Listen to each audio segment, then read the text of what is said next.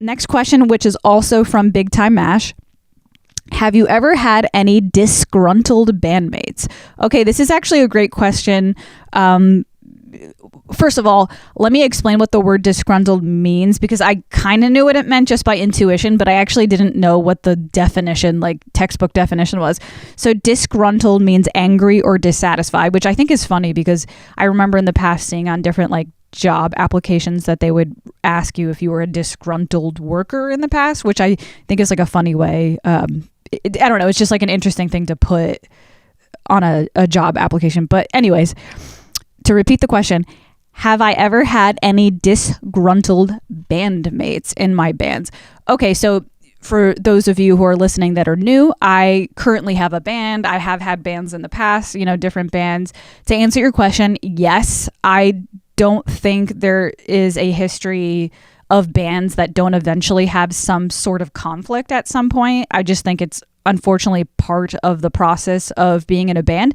I think bands are very much like relationships, and it would be impossible to expect there never to be a conflict in your personal relationships with your family, friends, and boyfriend or girlfriend. So it's really no different than bandmates as well. I can bring up there's a lot of, quite honestly, in the past, there's been a lot of situations. So I'm not going to bring up every single one of them, but I'll bring up like maybe one or two that comes to mind. The first band I was ever in, when I first started singing like I said, about 7 years ago, I guess I was the disgruntled bandmate now that I think about it, because I was very uncomfortable with how the guitar player was getting close with me at the time. I just remembered, there was like a really big age gap between me and the guitar player. And the guitar player was basically the lead guy of the band. I was the lead singer, but it was more of a guitar focused type of band. So even though I was the singer, he was still kind of the lead in a way, because most of the band was like kind of based around him and his solos. I kind of just sung to fill in some gaps.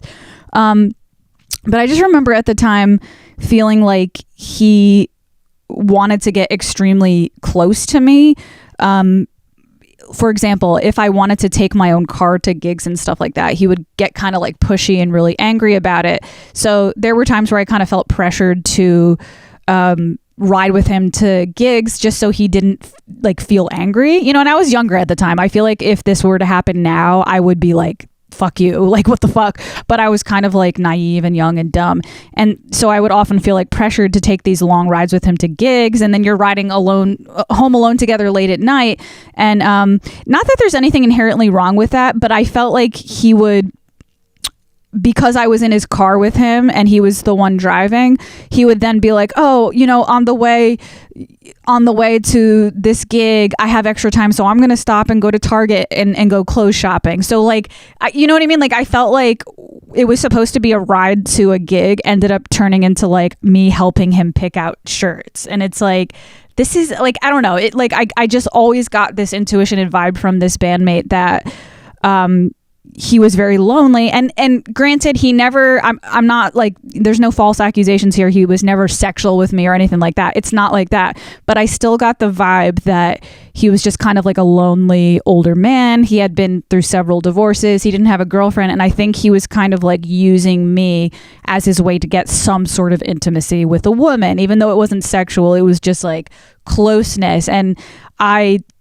became the disgruntled bandmate, because I didn't want that. I had a boyfriend at the time, and I just didn't like that. So I remembered I had quit that band because I had become very upset and uncomfortable with those conditions.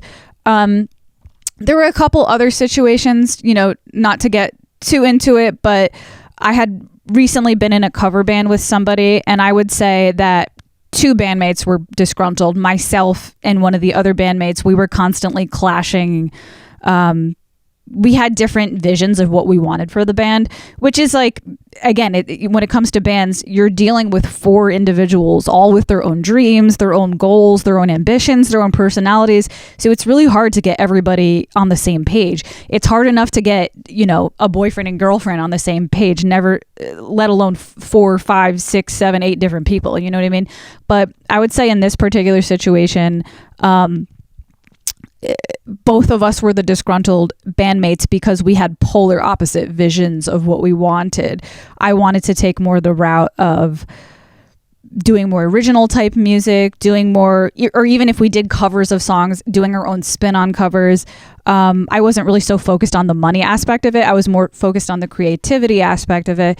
And this, particular bandmate, he was more focused on, let's make money. Let's do covers of songs, things that are going to sell. Let's not experiment too much with the creative side of it because we're doing this for the money. We're doing this for the people. People want to hear things that they're familiar with and they don't necessarily want to hear a different spin on it. So he was very monetary focused with this band and I was very creative focused with this band, and that band ended up splitting up because of that reason. It was just impossible for us to make it work. So I would say that is another instance in which I and the other bandmate were both disgruntled, if you want to put it in those terms.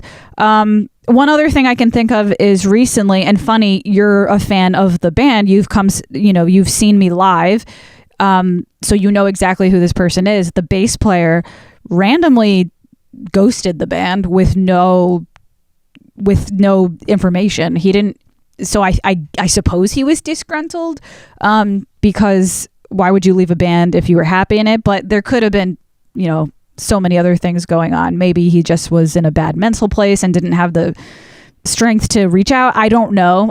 It's still a huge mystery to me, but I'm going to possibly categorize him as a disgruntled bandmate because, I don't know, it seems weird to leave a band that you're happy in, but I couldn't tell you why he left because he just ghosted and didn't give any information about it. So long story short, yes, it is extremely common to have conflicts and issues in bands, and I've learned from experience from those mistakes, just like getting into a romantic relationship, you have to discuss what you're looking for in the band before you start the band. That was a mistake I made, like going back to the instance where me and one bandmate had polar opposite visions. I feel like we never had a sit down chat of what exactly we were looking for in the band.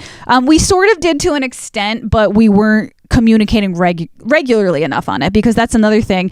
Sometimes people start with a vision and then they kind of have a change of heart on the way.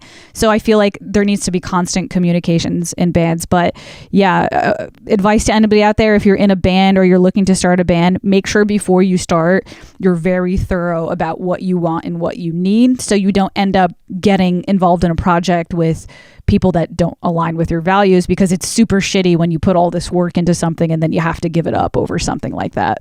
Okay, so that answers your question. Big time mash. Okay, next question. All right, this one is a little more controversial.